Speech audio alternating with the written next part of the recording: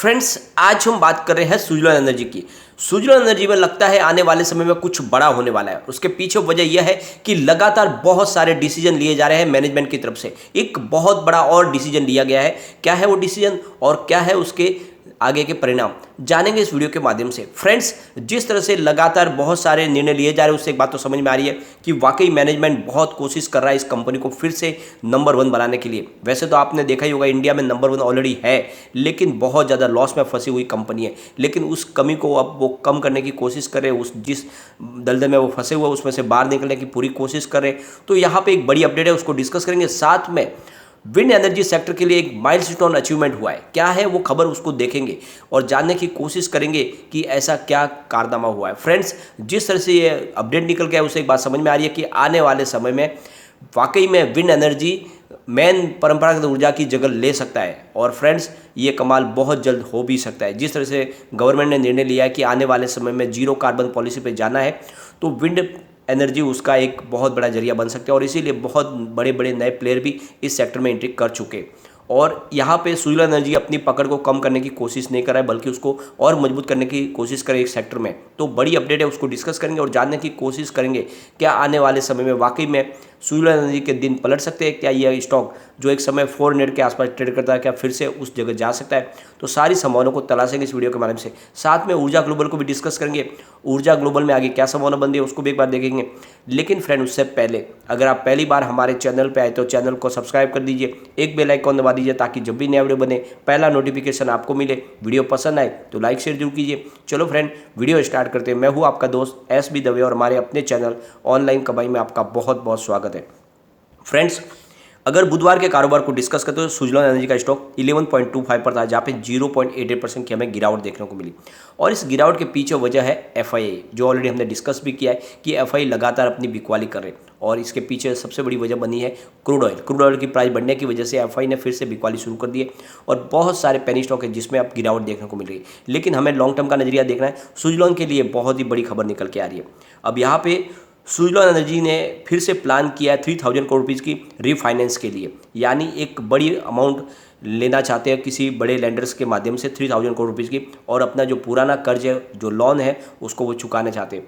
और इसके पीछे सबसे बड़ी वजह है कि बहुत सारी बड़ी कंपनियां जो अब सुजलॉन में निवेश करना चाहते हैं उनको कर्ज देना चाहते हैं, क्योंकि जिस तरह से सरकार ने उसके ऊपर भरोसा बताया, 2 सरकारी कंपनियों ने जिस तरह पहले निवेश किया, उसके बाद में अब बहुत सारे ऐसे लैंडर्स हैं जो सुजलॉन में निवेश करना चाहते हैं। तो अब सुजलॉन ने प्लान किया कि जो उसका पुराना जो लोन है उसको रिफाइनेंस किया जाए, नया लोन लिया जाए जिसमें बहुत सारी राहत होगी और जो इंटरेस्ट होगा वो भी कम होगा।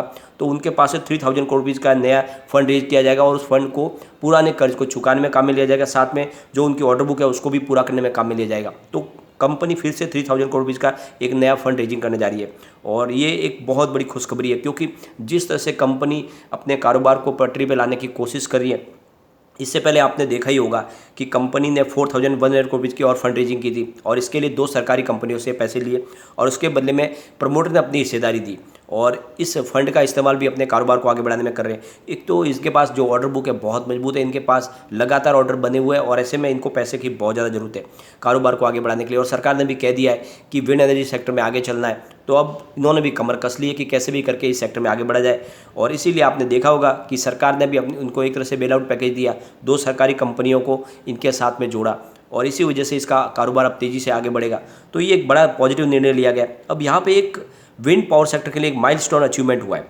आप जैसे समझते होंगे, बहुत जन लोग कहते हैं कि विंड पावर में इतनी कैपेसिटी नहीं है कि एक अकेली पूरे इतनी बिजली की जो ज़रूरत है उसको पूरा कर जाए।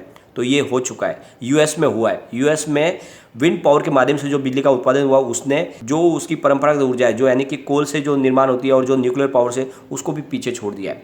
यानी जो बिजली का उत्पादन हुआ है वो विंड पावर का सबसे ज़्यादा है। ये 29 मार्च पे आप देखोगे कि विंड टर्बाइन के माध्यम से ज़्यादा बिजली का उत्पादन हुआ है, उसके बदले में कोल और न्यूक्लियर पावर ने कम किया है। इसका मतलब ये हो गया कि अब धीरे धीरे जगह लेने को तैयार हो चुका है विंड पावर। इससे एक उत्साहवर्धक वातावरण बन जाता है हमारे हिंदुस्तान में भी कि यहाँ पे हिंदुस्तान में भी आने वाले समय में विंड पावर और सोलर पावर उस जगह को ले सकते हैं जहाँ पे कोल की जरूरत नहीं पड़ेगी, क्योंकि सरकार ने अपनी तरफ से पॉलिसी ला दी है कि आने वाले 2070 तक पूरी तरह से ग्रीन एनर्जी के माध्यम से ही बिजली का इस्तेमाल होगा और 2030 50% का टारगेट रखा हुआ है। तो ये पूरा हो सकता है क्योंकि यहाँ पे यूएस में हमने देखा है कि ऑलरेडी यहाँ पे विंड पावर ने इतनी बिजली की उत्पादन कर दी कि पूरे यूज़ की जो बिजली की जरूरत थी उसको पूरा किया कोल और न्यूक्लियर से ज़्यादा। तो ये बहुत बड़ी एक माइलस्टोन अचीवमेंट है विंड पावर के लिए। यहाँ पे एक और बड़ी अपडेट निकल के आ रही है, तमिलनाडु विंड फॉर्म्स के लिए एक बड़ा नाम बन चुका है। यानी पूरे हिंदुस्तान में जो भी विंड फॉर्म के इंस्टॉलेशन हुआ उसमें से 25% अकेले तमिलनाडु में, वहाँ पे बहुत बड़े विंड फार्म्स हैं और 40.12 गीगावाट का वहाँ पे इंस्टॉलेशन ऑलरेडी हो चुका है और ये 86 है। लगातार यहाँ पे बहुत सारे प्रोजेक्ट लग रहे और अभी आपने देखा होगा सरकार की तरफ से 2 गीगावाट का नया विंड फार्म के लिए प्रोजेक्ट लाए गए, वो भी तमिलनाडु और गुजरात में दिए जाएंगे। तो आप देख लो कि तमिलनाडु इस क्षेत्र में आगे बढ़ रहा है और बहुत सारे विंड फार्म लग रहे हैं। अब सरकार की तरफ से टैक्स में भी राहत देने की कोशिश की जा रही है, इंपोर्ट जो ड्यूटी लग रही है जो इक्विपमेंट के ऊपर उसमें भी कमी करने की कोशिश की जा रही है ताकि नए प्लेयर आ सके इस बाज़ार में, और उनके लिए एक नई पॉलिसी लाई जा रही है ताकि क्लियर पॉलिसी के माध्यम से जल्द उनका जो डॉक्यूमेंट वेरिफिकेशन भी हो जाए और उनको कम जो धक्के खाने पड़े ताकि नए प्लेयर जल्द से जल्द इस सेक्टर में आए और ये कारोबार आगे बढ़े। तो बहुत सारी पॉजिटिव बातें विंड सेक्टर के लिए। आप देख लो कि आने वाले समय में सुजलॉन का भविष्य पूरा उज्जवल होने वाला है। यहाँ पे आप देखोगे तो आप देख लो कि सरकार की तरफ से निर्णय जो लिए जा रहे हैं वो बहुत ज़्यादा पॉजिटिव है और सुजलॉन एनर्जी खुद अपनी तरफ से कोशिश कर रही है कि नए फंड को लाके पुराना जो भी उसका कर्जा कई सालों का उसको क्लियर किया जाए। और अब नए जो फंड्स की है ये लॉन्ग टर्म के लिए इनको फंड मिलेगा तो आने वाले समय में इनको कोई चिंता नहीं होगी, अच्छे से काम कर पाएंगे। तो आप देख लो कि निर्णय जो लिए जा रहे हैं वो बहुत ही शानदार है और इसके दम पे कह सकते हैं कि वाकई सुजलॉन एनर्जी आने वाले समय में मल्टीबैगर साबित हो सकता है। और आपने देखा होगा पिछले कई समय से जो लॉस के बाद कंपनी पहली बार Q3 में प्रॉफिट में आई थी, इस बार Q4 में मुझे लगता है प्रॉफिट उससे भी ज़्यादा बढ़ सकता है। और फ्रेंड्स यहाँ पे एक बार इसके पिवट लेवल को हम चेक करेंगे तो यहाँ से अगर और गिरावट होती है एफआई की वजह से तो 10.28 का फर्स्ट सपोर्ट है, ये सपोर्ट अगर टूटेगा तो 8.62 तक स्टॉक जा सकता है और यहाँ पर भी अगर स्टॉक नहीं रुका तो फिर 7.5 तक जा सकता है। ये तभी संभव है जब बाजार में बड़ी गिरावट हो। तो आप ध्यान रखें जो भी शॉर्ट टर्म इन्वेस्टर है उनको जल्द ही प्रॉफिट बुक करना चाहिए और स्टॉप लॉस लगा के काम करना चाहिए क्योंकि गिरावट की संभावना शॉर्ट टर्म के लिए तो बनी हुई है, लॉन्ग टर्म में कोई चिंता वाली बात नहीं है। अब ऊपर की तरफ अगर मूव करने लग जाए मार्केट में तेजी बने तो 12.98 का फर्स्ट रेजिस्टेंस है, इसको ब्रेक किया तो फिर 14.02 का हमें प्राइस देखने को मिलेगा, तो ये नई हाई बन जाएगी इसकी। फिर 15.68 तक तीसरा इसका रेजिस्टेंस है, इसका मतलब 15 के ऊपर जाने को स्टॉक तैयार है और एक बार 15 को इसने क्रॉस कर लिया तो फिर 20 पर भी जा सकता है। तो बिल्कुल मौका है जब इसको लॉन्ग टर्म के लिए निवेश करके रखे, ये वाकई में एक मल्टीबैगर स्टॉक है। फ्रेंड्स ऊर्जा ग्लोबल की बात करें तो ये स्टॉक भी आने वाले समय में कमाल कर सकता है। फिलहाल 18 के ऊपर स्टॉक है जहाँ पे 0.55% की हमें गिरावट देखने को मिली, लेकिन जिस तरह से कंपनी ईवी बैटरी का निर्माण कार्य अपने तेजी से आगे बढ़ा रही है, साथ में इन्होंने ईवी व्हीकल का निर्माण शुरू कर दिया है।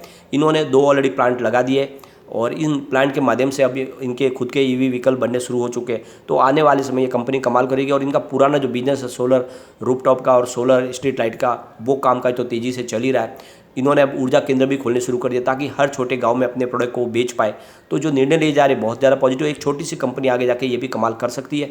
और फिलहाल जो है आने वाले Q4 का हमें वेट करना होगा। Q4 में अगर आंकड़े पॉजिटिव आए तो फिर स्टॉक को कोई रोके नहीं रोक पाएगा। तो बिल्कुल निवेश करें और ये दोनों स्टॉक काफ़ी अच्छे हैं, मुझे लगता है आने वाले समय आपको ये मालामाल कर सकते हैं, लेकिन इनमें सिर्फ लॉन्ग टर्म के लिए बने रहना है। ये आपको ध्यान रखना है कि जितने भी पेनी स्टॉक है वो कमा के देते हैं आपको, लेकिन उनके बारे में आपको रिसर्च करना चाहिए, उनके बारे में जानना चाहिए। कंपनी वाकई में ऐसे सेक्टर में काम करती हो जहाँ पे प्रचुर संभावना हो, सरकार की तरफ से उनको कोई राहत मिलती हो, तभी वो स्टॉक जो पेनी है वो आगे जाके मल्टीबैगर बन सकते हैं। जैसे कि आपको मैंने ये स्टॉक जो सजेस्ट किए थे, चाहे आप ऊर्जा ग्लोबल ले लो या फिर सुजलॉन एनर्जी ले लो, ये मैंने बहुत पहले से आपको सजेस्ट किए हुए जब इनकी प्राइस 2 रुपये के 3 रुपये के आसपास थी।